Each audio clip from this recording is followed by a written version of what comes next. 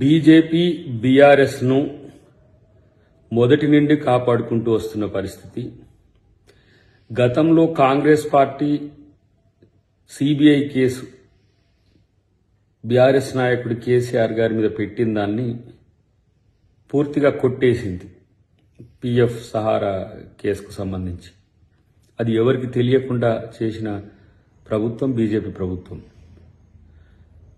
10 సంవత్సరాల్లో అధికారంలో ఉండి ఒకే ఒక్క సందర్భంలో టీఎంసీకి సంబంధించిన రాష్ట్రపతి అభ్యర్థి విషయంలోనే బీజేపీతో విభేదించింది. కానీ ప్రతి చట్టం, ప్రతి బిల్లు, ప్రతి సందర్భం, రాష్ట్రపతి ఎన్నిక కానీ ఉపరాష్ట్రపతి ఎన్నిక కానీ ప్రతి సందర్భంలో 3 రైతు చట్టాలకు సంబంధించిన అంశంలో కానీ డిమానిటైజేషన్ అంశంలో కానీ ప్రతి అంశంలో కేంద్ర ప్రభుత్వానికి మద్దతు చెప్తున్నట్టుగా బీజేపీ ప్రభుత్వానికి మద్దతు చెప్పింది ఎలా బీఆర్ఎస్ ప్రభుత్వం గతంలో కేసీఆర్. వాళ్ళ మధ్యన రాజకీయ రహస్య ఒప్పందము మొదటి నుంచి ఉంది. దానిలో భాగంగానే కాంగ్రెస్ పార్టీని నష్టం చేయాలనే ఉద్దేశంతో కాంగ్రెస్ ముక్త్ భారత్ కార్యక్రమానికి బీఆర్ఎస్ సహకరించింది. ఇది గతం.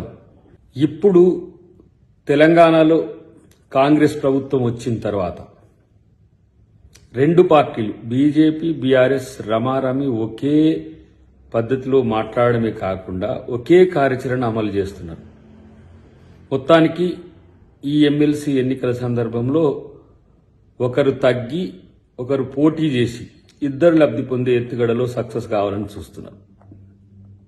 నేనంటున్న ఈరోజు ఈ 3 ఎమ్మెల్సీ అభ్యర్థుల అంశంలో పోటీ చేయలేని బీఆర్ఎస్ రేపు ఏ ఎన్నిక వచ్చినా సరే పోటీ చేయకుండా ఉండాలి. ఉప ఎన్నికలు వస్తే మేము పోటీ చేస్తాం, మళ్ళీ ఉప ఎన్నికలు వస్తాయి, కోర్టు తీర్పిస్తుందని చెప్పి సన్నాయిలు నొక్కుతున్నారు KCR and KTR and others. So ఇవన్నీ కూడా ఒక పద్ధతి ప్రకారమే కాంగ్రెస్ పార్టీకి వ్యతిరేకంగా బీఆర్ఎస్ బీజేపీ ఆడుతున్న కొత్త నాటకం. మీరు బీఆర్ఎస్ని ఏ విధంగా ఎన్కేసుకొస్తున్నారో ప్రజలందరికీ కూడా తెలుసు. ఇవాళ ఈ ఫార్ములా రేస్ కేసు కానీ లేదంటే ఇతరత్ర కేసులు కానీ సిబిఐకి ఇస్తే వాళ్ళని ఏ విధంగా కాపాడొచ్చో మీకు తెలుసు. అందుకని ప్రతిసారి కాళేశ్వరమైనా ఇంకే అవినీతి సంబంధమైన మీరు సిబిఐకి ఇవ్వాలనే దాని ఉద్దేశం వెనుక వాళ్ళను అంతర్గతంగా రక్షించే వ్యూహమే ఉంది. కాంగ్రెస్ పార్టీని ఏ విధంగా ఇరుకులో పెట్టాలి లేకపోతే ఏ విధంగా నష్టం చేయాలి అనే విషయంలో ఒకరికొకరు సహకరించుకునే విధంగా ఉండడం అనేది దీంట్లో విశేషమైతే, ఈరోజు బీజేపీ బీఆర్ఎస్కు వ్యతిరేకంగా పోరాడుతుందన్నా బీఆర్ఎస్ బీజేపీకి వ్యతిరేకంగా పోరాడుతుందన్నా కూడా ఎవరు నమ్మే పరిస్థితిలో లేరు. ఎందుకంటే పరస్పరం మీ యొక్క కలయిక ఏ విధంగా ఉందో చరిత్ర అంతా చెప్పింది. కాంగ్రెస్ పార్టీతో బీజేపీ బీఆర్ఎస్ని అంటగట్టాలని చూసినా కూడా అది ఎవరు నమ్మని స్థితి. ఎందుకంటే మాతో కలిసి ఉంటే మేమే బీఆర్ఎస్ పార్టీని ఎందుకు ఓడగొడతామో మీరే చెప్పాల్సిన అవసరం ఉంది.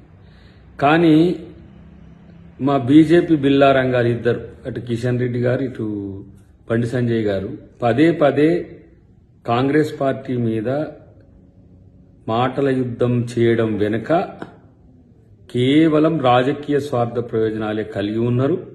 ఇటువైపు బీఆర్ఎస్ బిల్లారంగల్ కూడా ఎవరు కేటీఆర్ హరీష్ రావు కూడా సేమ్ అదే రకమైన ఆలోచనలతో ఉన్నారు. కాబట్టే మీరిద్దరు ఒకటి అని చెప్పి ప్రజలకు తెలియజేయడం జరుగుతుంది. అంతేకాకుండా బీజేపీ బీఆర్ఎస్ 2 కమలం గులాబీ 2 వేరు కావనేది ప్రజలు అర్థం చేసుకోవాలని నా విజ్ఞప్తి.